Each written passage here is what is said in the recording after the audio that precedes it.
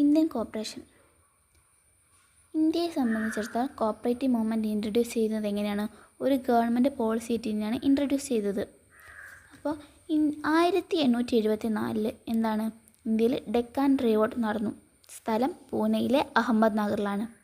ഇതുമായിട്ട് ബന്ധപ്പെട്ട് British government പാസ്സാക്കിയ ഒരു ആക്റ്റാണ് ഇത് 1879 നിലവിൽ വന്ന ഡെക്കാൻ അഗ്രികൾച്ചറൽ ഡെപ്റ്റ് റിലീഫ് ആക്ട്.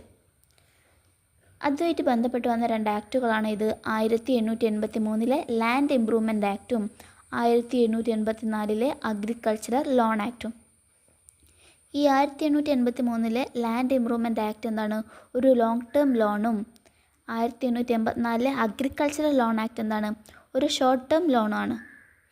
ഈ 2 ലോസിനെ കമ്പൈൻ ചെയ്ത്, അതായത് ലാൻഡ് ഇംപ്രൂവ്മെൻറ്റ് ആക്ടിനെയും അഗ്രികൾച്ചറൽ ലോൺ ആക്ടിനെയും കമ്പൈൻ ചെയ്ത് പറയുന്ന പേരാണ് ഇത് ടാക്കാവി ലോസ്.